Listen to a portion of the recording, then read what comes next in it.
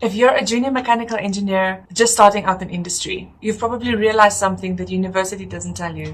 What's expected of you in industry is completely different from how you're trained in university. You're not being tested on textbook knowledge anymore. You're expected to figure things out without clear instructions. And you're supposed to ask for help, but not too much. I've been there 3 times. I've changed course 3 times, each time starting at the bottom.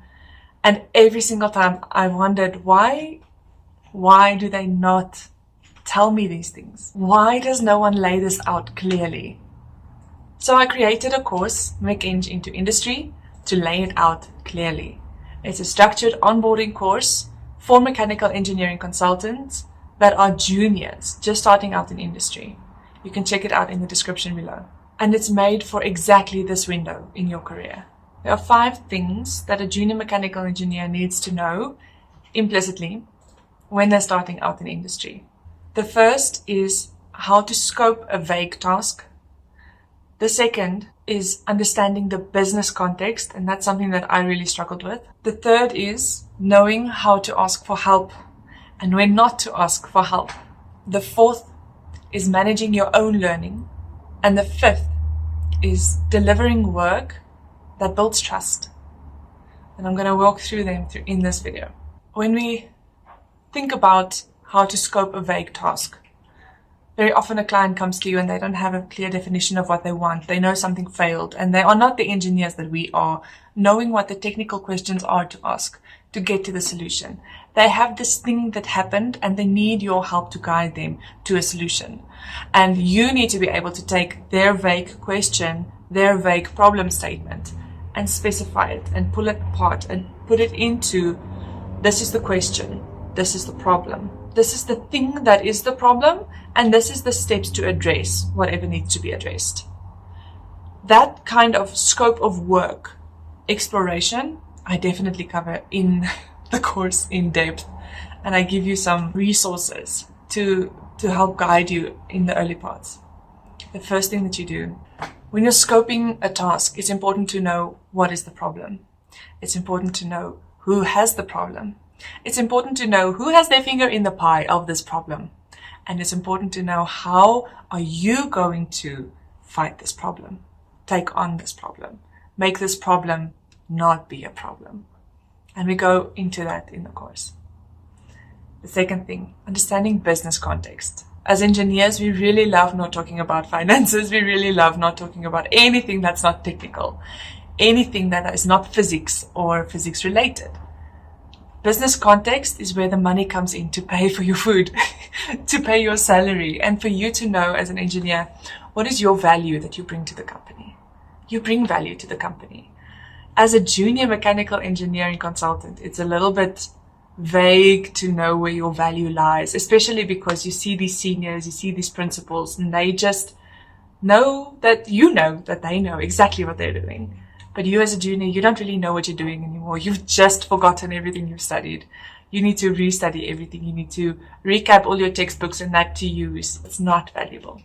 But you as a junior, not having been formed into any kind of mentality yet, is invaluable to the company.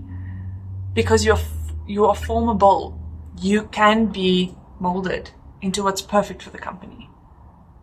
And in the course, we address business context, and we address how you as a junior can position yourself as valuable, knowing that you're not an imposter, but you are exactly where you need to be, doing exactly what you need to be doing.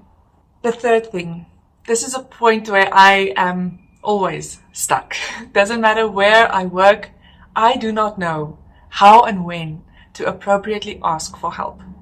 I think I'm supposed to know exactly what method to apply on the software that I'm using to solve the problem. Where if I ask a senior, how do I do this? They give me an answer, it's 2 minutes, it's sorted, versus I would actually spend the whole day trying to figure out the controls that make it work and the workings behind everything so that I really know what is the solution. And that wastes time. So it's very important to know when and how to ask for help from your seniors. And it's also good to know when not to ask for help. And in the course, I also address, I've also made a little blog post about it. I'll link in the description on that as well.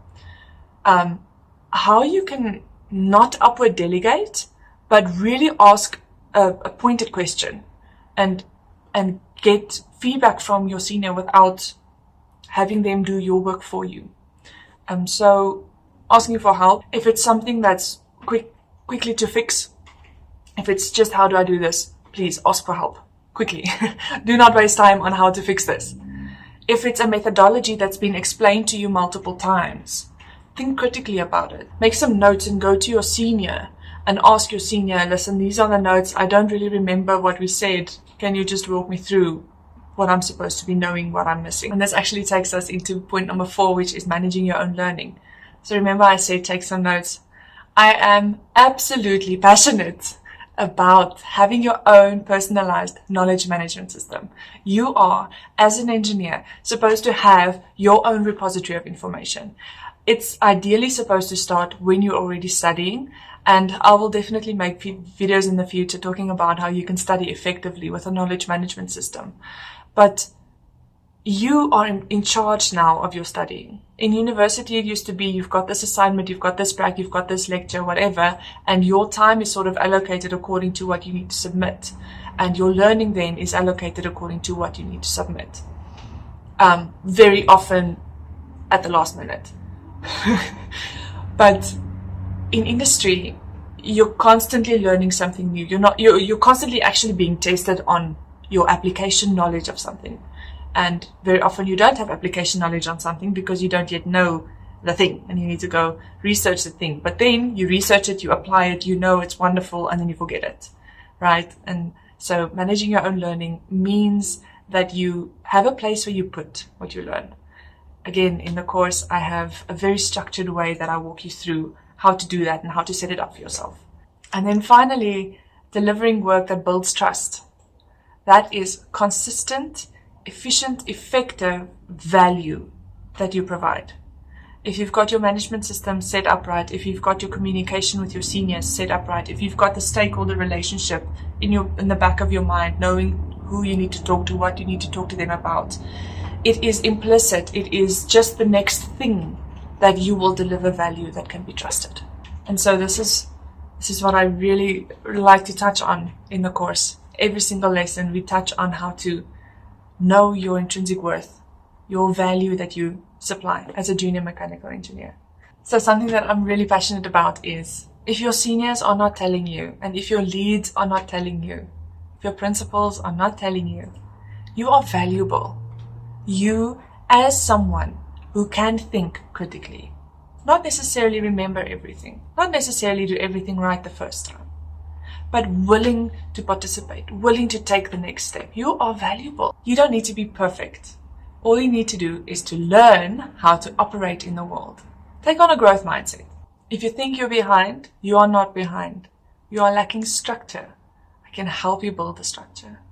Contact me if you want to. Otherwise, the course is linked in the description below. Okay, I'll see you in the next video.